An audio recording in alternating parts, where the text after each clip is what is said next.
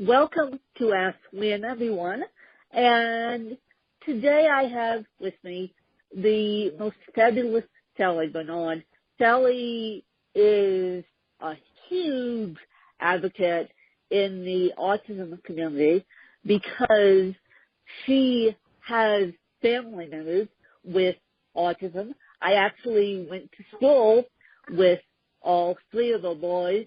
Unfortunately, one of them passed away from suicide, and so she's now, as part of his legacy, set up a foundation to talk about mental health and to talk about suicide and to talk about all that good stuff.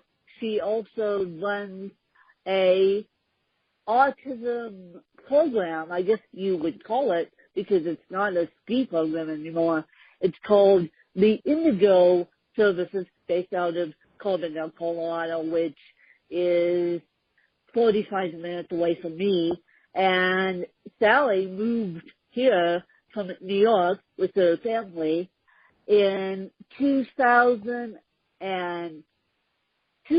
actually, because I started going to school with the boys in 2000. They were in my graduating class. So without further ado, I'm going to let Sally take it away. All right. Well, thank you, Wen. Our organization in Carbondale is Indigo Autism Services, and we started out as an outdoor summer adventure camp for kids across the autism spectrum, no matter how mild or severe their challenges. And we've since expanded, and besides the summer camps, we have fall programs on Saturdays for our local kids with autism. We do ski programs in the winter at Aspen Snowmass, primarily at Snowmass Mountain. And we now offer behavioral therapy for which is the most evidence-based approach for children with autism. And we have a couple of services for adults. We have residential services. We have employment services. We do social activities and community integration, and we also have a what's called a transition program, and you may be familiar with that from your high school days, where young adults between the ages of 16 and 24 can come out to the Roaring Fork Valley and experience life independently of their parents, learn how to live in a separate house from them, and we provide internships for jobs. And also, it's a lot of fun being out here in the Roaring Fork Valley, so a lot of recreation. Yes, the beauty of the Roaring Fork Valley. I mean, your house, Sally, is one of the most beautiful houses I have ever seen. You guys, it backs up onto a preserve, the North Star Preserve. So you can imagine Sally's looking at a beautiful North Star Preserve from her backyard. So no wonder why she has a program all centered around the autistic community in Colorado, in the beauty of Colorado. No wonder. Yep. Certainly that was one of the reasons for us moving out here. And actually it was 2002 that we moved out here. And my three sons started at Aspen High School along with you. And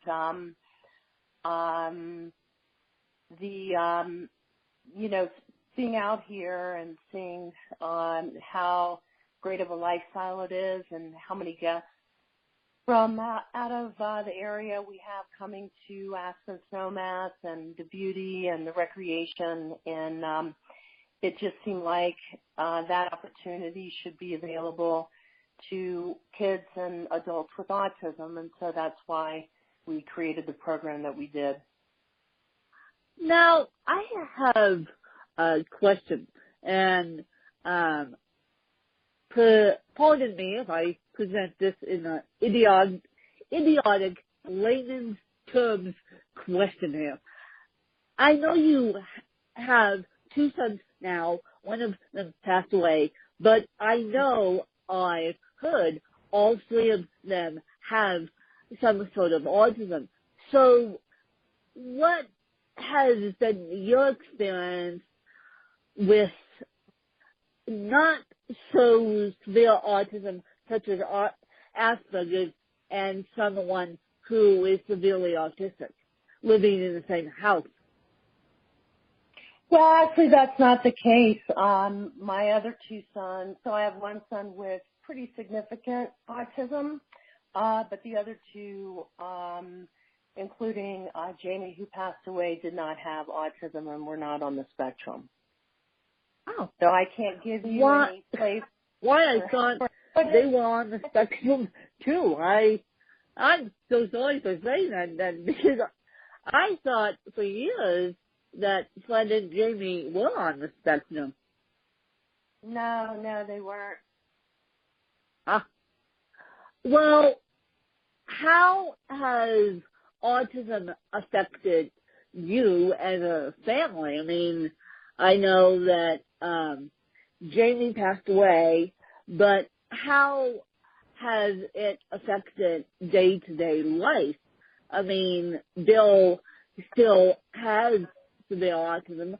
Autism, just like CP, will never, ever go away, even though we wish it would. But how has that affected you as a family? I mean, you did a huge cross-country move out here in 2000 from New York, and why did you decide to move from New York to here, of all things? Well, again, the lifestyle is very appealing. It's a very healthy lifestyle. And you can get outdoors. So that was a big reason. And people are very friendly here. Not that they're not friendly in New Jersey or New York, but it was sort of an open place for Bill to be in, and very accepting of him. So we felt welcomed here, and the high school was very supportive of Bill. So to answer your question is, what is it like? I think that autism, with the kind of autism that Bill has, now of course, you've probably heard it's a spectrum disorder, and so it ranges from super, super mild to very significantly challenged in many different areas. A lot of co-occurring conditions come with autism, health-related, physical health as well as mental health. And so when there's someone in your family that has, these significant challenges, then it does take a lot of time and attention. A lot of financial resources are required to support that person. And so I think sometimes it can be a struggle for families. And, of course, our kids are wonderful people, and they have a lot of many positive, super positive qualities that bring happiness and joy. So there's, a mix of the joys and, and the challenges. There's a mix of the joys and the challenges. Also, there's a mix Mm-hmm. of the joys and the challenges of CP too, which Mm-hmm. CP is completely different than autism. But I personally think, and this is the first time I've admitted this on my podcast, that CP is also a spectrum disorder disability because it could go from mild to severe, and I'm stuck right in the middle of it. So I'm lucky, but I have other friends who have mild CP. I have other friends that have severe CP. So autism and CP are like in that way that it affects all differently. I mean, you can't even tell a person they have CP or autism, and then the next thing you know, they have CP and they have autism. So I know there's been a lot of research in the autism community about this gluten-free diet, and I know a lot of the autism community does a gluten-free diet.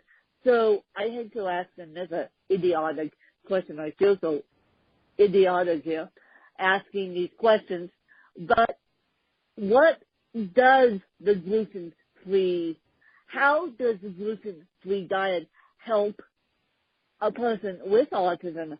Because we need to put more science behind autism. I don't think there's enough, personally, I don't think there's enough science behind CP or there's enough science behind autism. But first of all, let me ask you, how does the dietary restrictions help or hinder autism?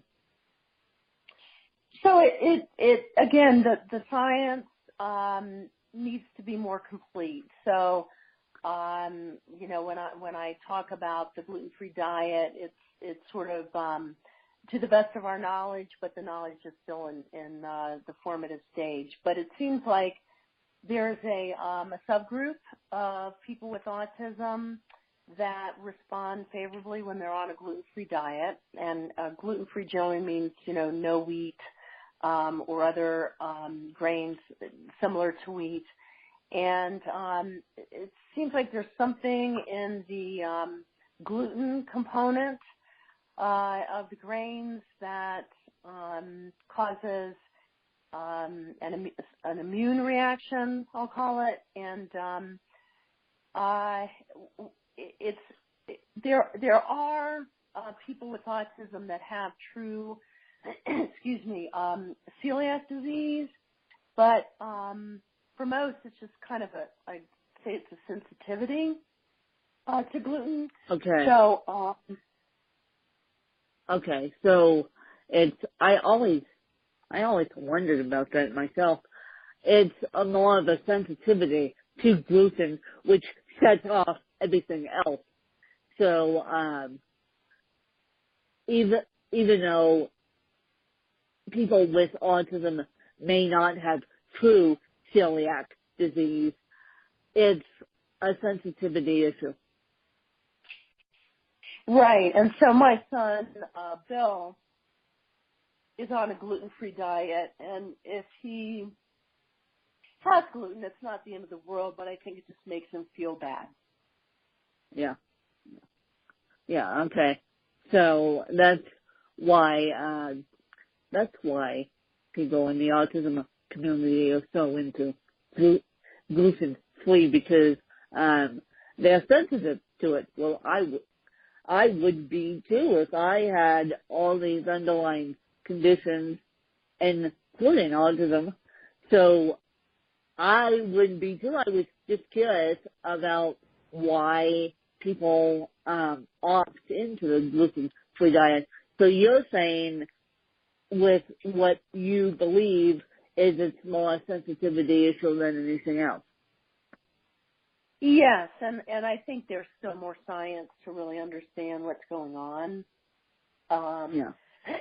but, there's some kids that have improved their health dramatically by going on a gluten-free diet. So it really, there's so much diversity, in the autism spectrum that parents really have to do a lot of trial and error to find the treatments that work for their particular child. And, it's not a one-size-fits-all. No.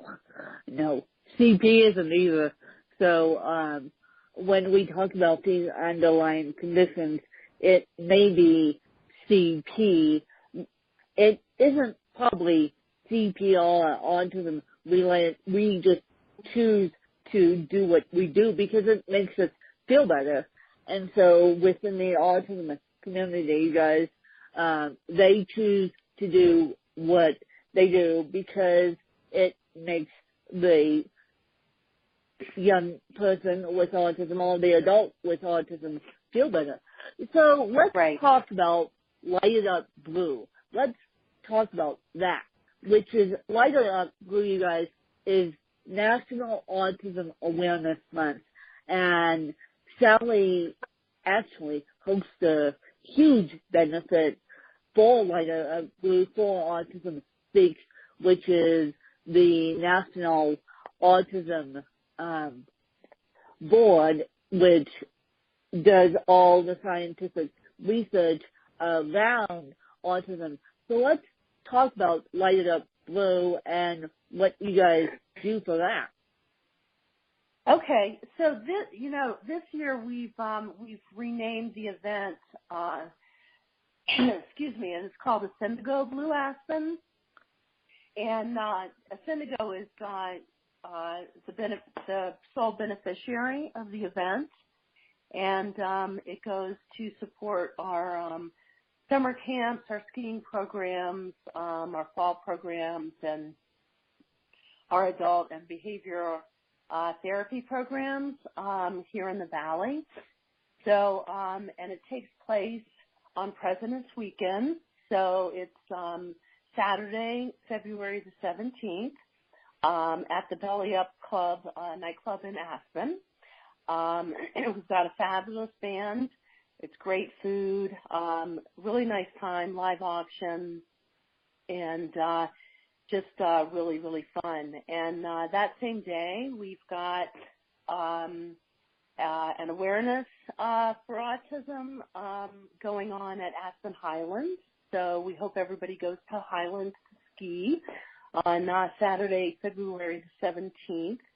And our special guests for the weekend are Karen Zucker and John Donovan, who wrote a Pulitzer Prize nominated book called In a Different Key, and it's about the history of autism.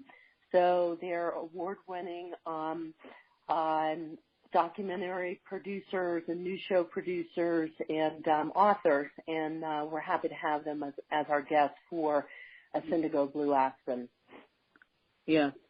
So, you guys, those of you who are listening internationally, you have, well, I won't say you have to, but Sally will probably say please donate, but I think we should donate to other causes, not only to help CP, aka cerebral palsy, but I also think we should donate to autism because, as I said before, autism and cerebral palsy don't have enough research behind the two disabilities.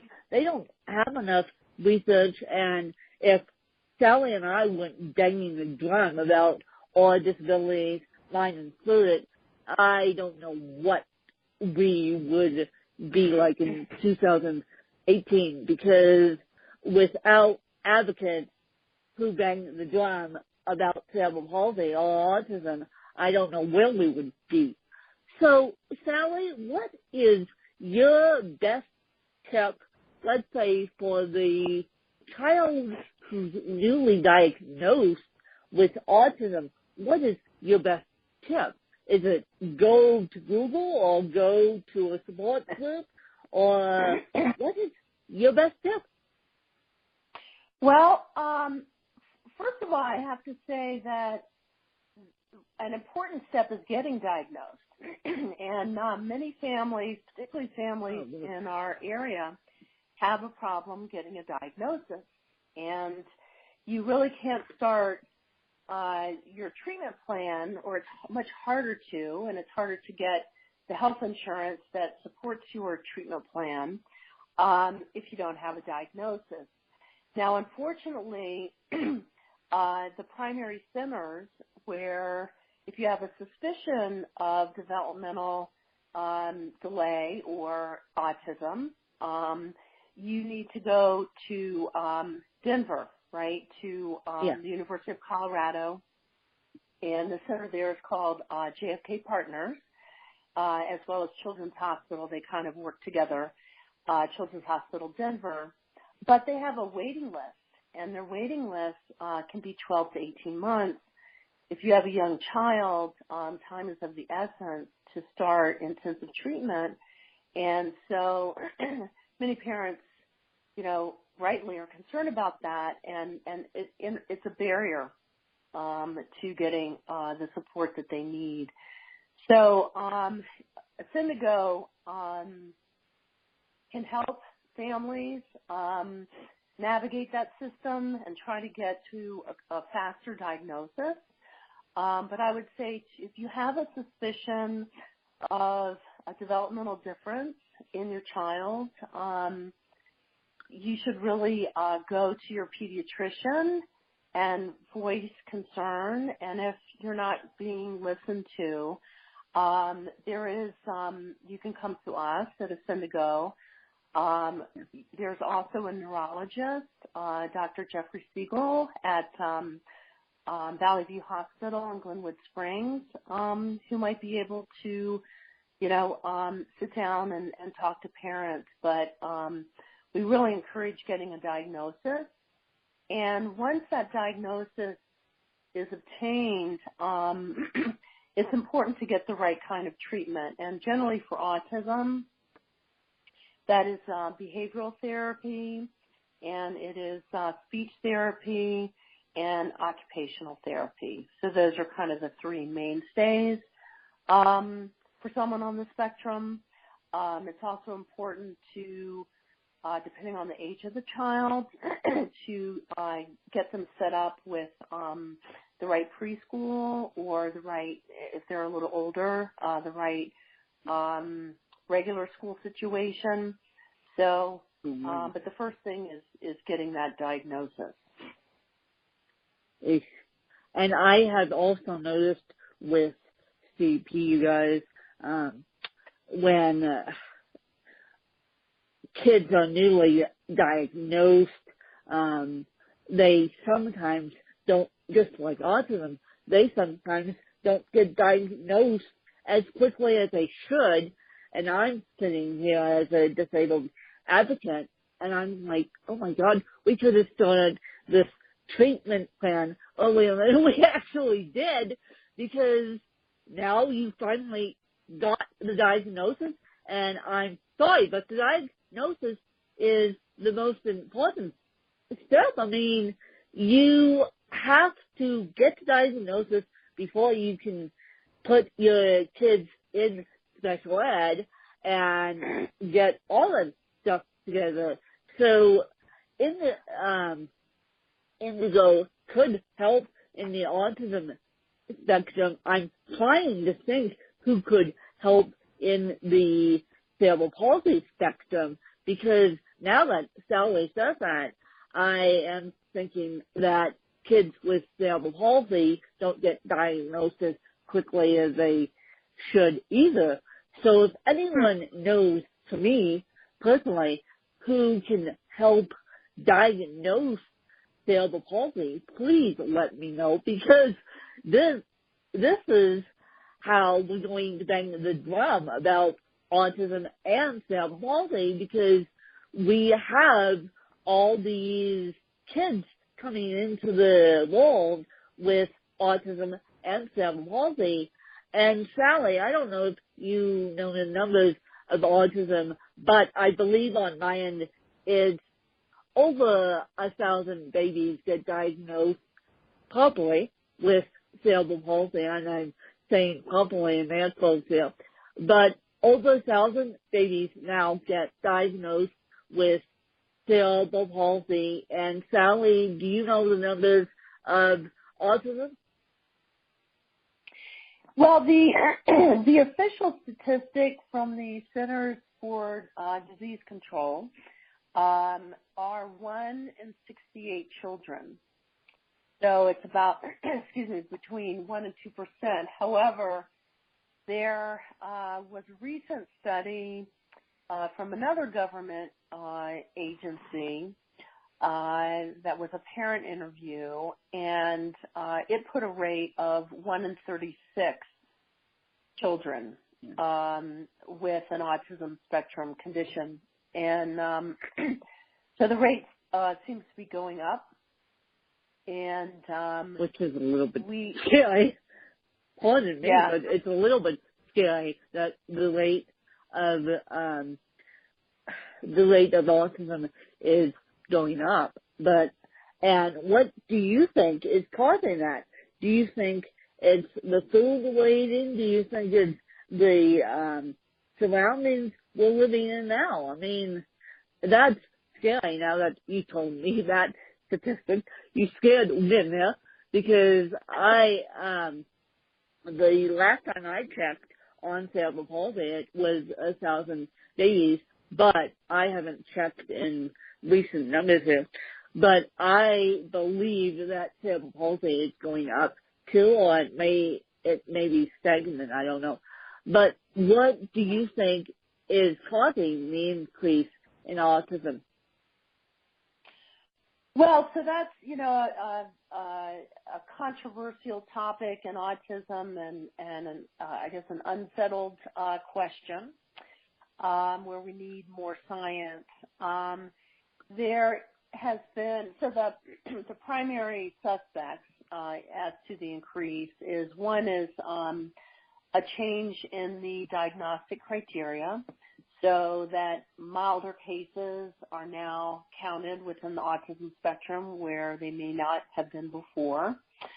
The second reason that people talk about is greater awareness. So you talked about Autism Speaks, and they've done a tremendous job. They're a national organization and have done a tremendous job increasing awareness among the U.S. population about autism. And so you have more people getting diagnosed because they're aware of the condition. And then the third thing is, as you said, what is in the environment that might be causing more cases of autism and, the associated conditions that may come along with it. And there's a number of factors that, scientists are looking at or have looked at, from the food we eat to the medicines and vaccines that we take to pesticides. There's could be air pollution, other kinds of exposures to, environmental pollution that we encounter, personal products that pregnant women might take. So there's many, exposures or deficiencies that there's some science that have, found a greater risk in people with those exposures, but the science is still forming on that. Okay, now I'm going to ask a question that I'll probably get, yelled at on my podcast for this one, but a lot of people are saying that autism is coming from giving the child too many vaccines. And I remember actually researching this one for a paper that I did And 2 weeks after I turned that paper in, someone asked me, well, is that statement true? And I said, no, it's not. So, okay, how would you debunk that myth, Sally Bernard? Because you're right in the thick of it. And we need to debunk that myth of too many vaccines causes autism. Well, I think what we need is more science. If vaccines are playing a role in some cases of autism or making it more severe, I think we need to let the science happen. So I don't know that we're in a mode at this point where we're trying to debunk a myth, but I think we're trying to understand what in the environment could be contributing to an increased risk in autism or its severity. And kids are getting a lot more vaccines at a very young age, and so are pregnant women. So I think we should leave all potential factors on the table, and we should let the science proceed. Let the science proceed, amen. I hear you loud and clear. Let the science proceed, and don't ask when. There's too many vaccines cause autism, because it doesn't. We need a scientist to tell us whether it does. Now stop it, you guys, because I am the expertise on cerebral palsy, but I also believe that cerebral palsy needs its science behind it. And as Sally just said, we need to let the scientists do their work on autism. So before I let you go, one, where can people find you? And I know you have a couple of questions for me. Oh, yeah. So, I hang around Aspen and like to go out on hikes and go skiing, but, if you're looking at autism, the Syndigo is in Carbondale, and it's ascendigo.org, ASCENDIGO.org. And I guess, my other focus, as you said, is mental health, and I do have the foundation named after my son Jamie, but I'm also a big supporter of the Aspen Hope Center, which is really helping many, many people in our valley when they're in a mental health crisis. And so I hope anybody that encounters mental health challenges that they contact and reach out to the Aspen Hope Center. So with that, I guess I can ask you a couple of questions. Yes. If that works for you, and if you're ready for that. Yep, that works for me. So I told you why I came to Aspen. You've lived here, I think, pretty much your whole life. All my life. So, I still hold the record for being the smallest baby born at Aspen Valley Hospital, which was 1 pound, 13 ounces, believe it or not, and 13 inches long, believe it or not. So, yeah. So basically Aspen Valley Hospital tried to save me. I'm surprised they did, and I'm surprised they had the medical equipment to save me. And then of course I got medevaced out to Denver Children's Hospital, whereupon they did more miracles on me than I can count. And so I myself am a huge fan of Children's Hospital. I think they're doing tremendous work, not only for the autism community, but for the cerebral palsy community alike. And even though I have CP, I make CP adapt to the lifestyle I want to live. I mean, as Sally said, we are centered right in the beautiful Rocky Mountains. So we make these disabilities adapt to us. And unfortunately, that always doesn't work, but half of the time, or most of the time, it does. So I'm really happy to say that I'm a true Aspen native, which you don't find that very often. You find people move here, but you don't necessarily find a true Aspen native. But I'm happy to say I am one, and I will be advocating for cerebral palsy until I can't do it anymore. Fantastic. So if you had a choice, would you stay here or move somewhere else? If I had a choice, I would, well, this will always be my home, but if work gets a little too crazy, and I'm talking about my journalism work, I would move to where I could get work as a journalist. I'm not talking about my teaching field, you guys. That is perfectly fine.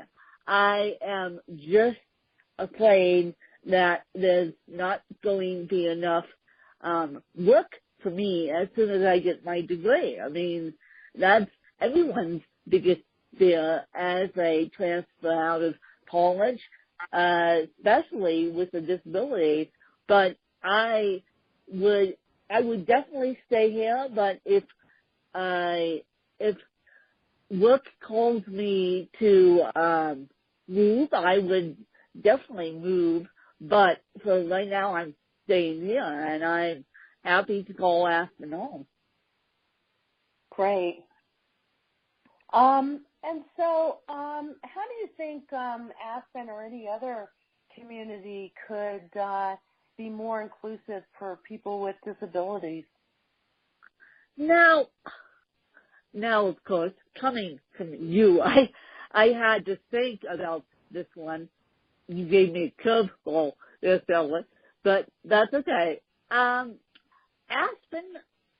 could be a little bit more inclusive as to put, for me personally, handicapped and accessible doors on their buildings. I am in this situation, and people know about this situation publicly. I am in a situation at work. I do have a part-time job, and people who work with me actually listen to this podcast, so they know that I am in this situation. But my situation is my office doesn't have a handicapped accessible door. And I actually want that to happen eventually, want all these new buildings in Aspen to have handicapped accessibility.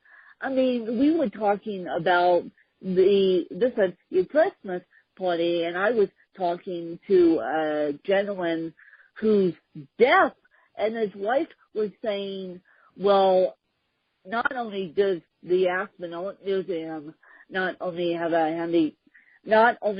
do they not have a handicapped accessible door, they don't have translation for the deaf.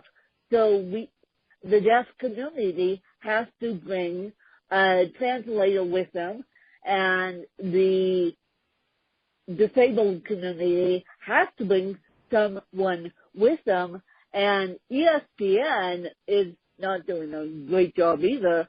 They're now saying, and I'm actually fighting this one, they're now saying that the handicapped parking at the X Games is at the Insect lot, not at Buttermilk parking lot.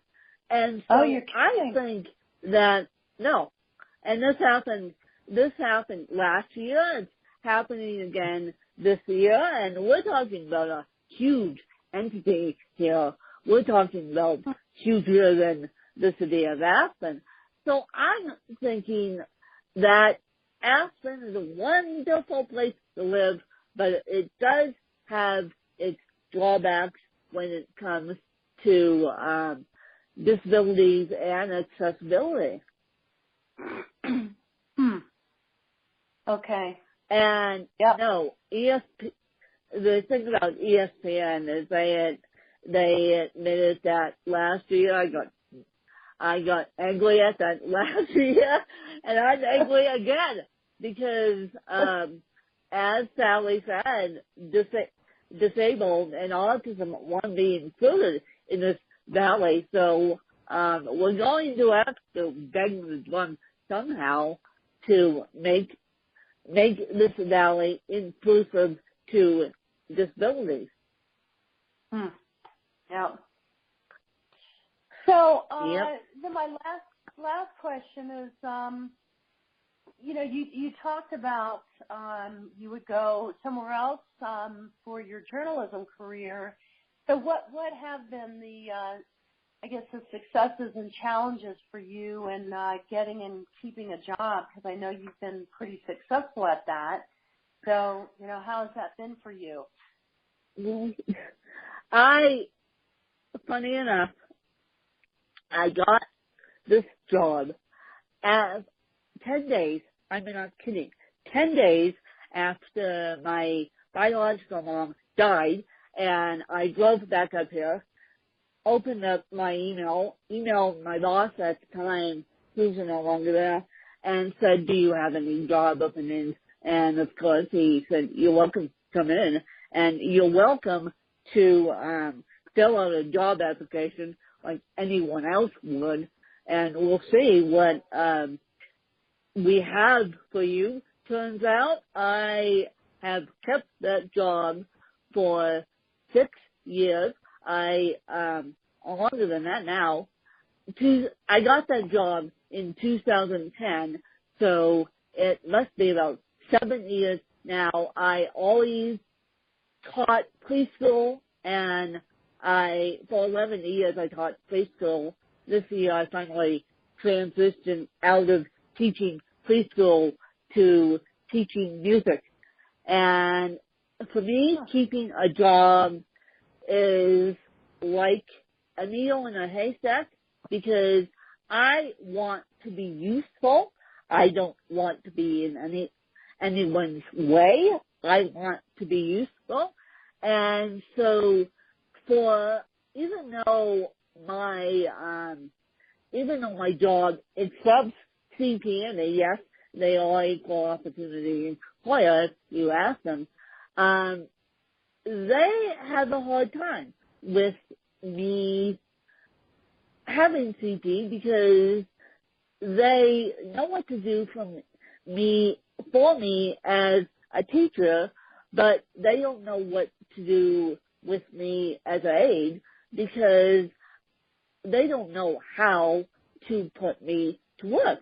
And that's a tricky part with anyone with a disability because they want to make sure I'm useful and they want to make sure that they're using their paycheck dollars wisely, the little that teachers do get paid. That's a whole other conversation in itself.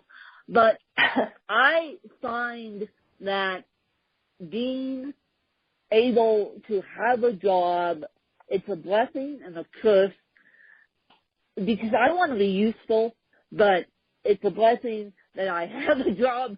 So it's catch-22. It's a catch-22, Sally, that it's a blessing to those of us that are disabled, that have a job or even an internship, but we just want to be useful and use our gifts and talents appropriately.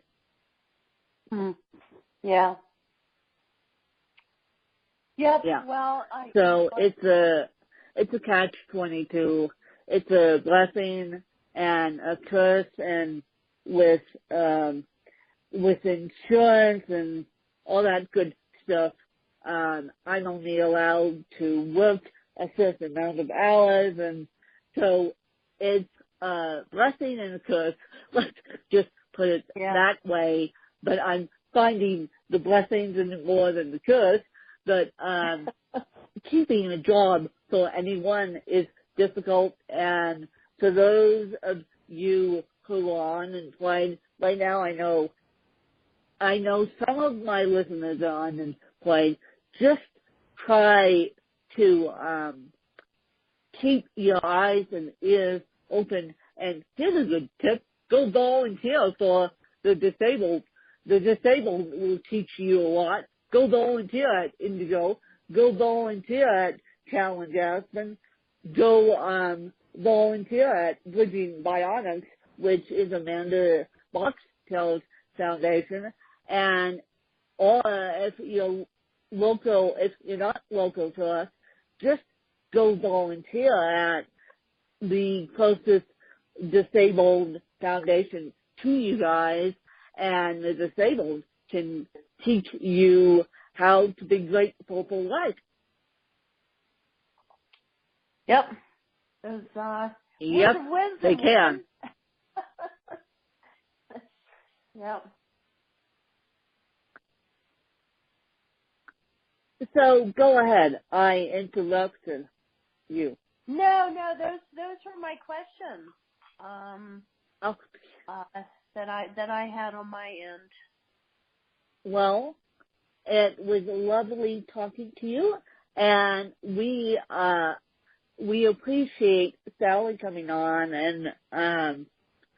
and explaining autism to us and explaining the work she does. And you guys, please, this is my biggest one, go donate to Indigo. It's not easy. It's not easy running a foundation, and it's not easy running a foundation, especially the millions of alms Sally has within our foundation. And please, if you think your child has autism or cerebral palsy, please reach out to Sally or myself to help you figure out the diagnosis, because the quicker we can get these kids diagnosed, the better off the whole planet will be, and the more gifts these kids can give back to the planet. And it's easier with the diagnosis to get a treatment plan. Trust me, I know, and Sally knows that one too. So if you guys think that your child has autism, please reach out to Indigo.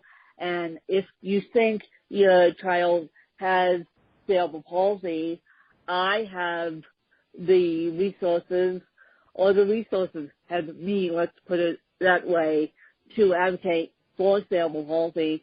Plus, I could even help advocate for autism too. I just need a little more help with that, because I am no expert.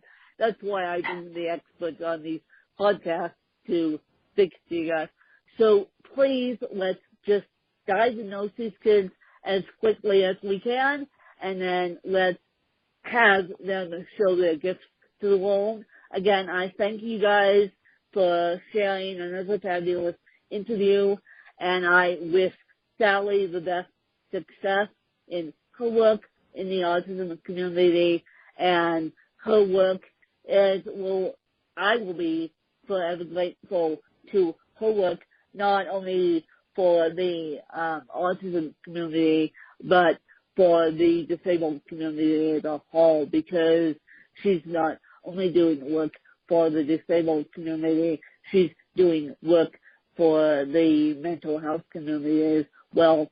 So please just support Sally and the amazing work she's doing, and please support the charities I place in the show notes. The charities I place in the show notes are wonderful. And, oh, by the way, I meant to mention this, that Challenge Aspen and Indigo Sports are two separate entities. Challenge Aspen does have a smaller autism program, but Indigo's the way to go. Sally Bernard's foundation for that one. Challenge Aspen, even though they're wonderful, they focus on the physical and mental disabled alike. So if you really want to focus on autism, which I'm sure my listeners do by this point, Indigo's the way to go if you want to focus on all varieties of disabilities. Challenge Aspen's the way to go, and we need the volunteers for that one too. And Sally, if you're still there, how can people volunteer for Indigo? Well, we Syndigo, we always can use volunteers for our Syndigo Blue event that's coming up on President's Weekend, whether at Highlands or at the Belly Up, and or the pre and post events. And we also, we're committed to inclusion, as we talked about. We put a high priority on people with autism across the spectrum being part of their community, and so we do look for people to help us make sure that happens. We have a good success rate working with employers to hire people with autism or to bring them on as interns. And so if you're a business person, think about someone with autism or another disability being an employee in your company. We also have connections and partnerships with, as you mentioned, the Aspen Art Museum that's doing a great job of outreach, the Aspen Valley Ski and Snowboard Club, the Aspen Ballet, and so on and so forth. And so if you work in one of those places, we'd love to have outreach and support more partnerships with that. And then, if you're in a restaurant or you're at the movie theater and there's someone there with autism, they always like to make friends. So I think those are ways that anybody in the community can help. Yep. They do. And that goes the same problem with cerebral palsy. We kind of have a little bit of a problem. We make friends too easily. People with disabilities make friends way too easily, I've found, and we make friends way too easily. And so, and the other thing I wanted to tell you is if people with autism don't understand you, just be patient with them. That's what I've found over the years of working with autism. Just be patient with them because it takes them a little bit to communicate depending on their autism severity. So just be patient with the disabled. That's all Sally and I want. That's all Sally and I want is we want patience and inclusivity, you guys. And that's why I brought Sally on here tonight. And I appreciate her time. And I hope you guys enjoyed another fabulous episode of Ask Win. If you want to reach out to me, please do. My email's in the show notes. And please, if you want to donate time to any of the non-profits we talked about, please contact me or please contact Sally, and let's just make this world a better place of inclusion. You guys, thank you. Thanks, Gwen.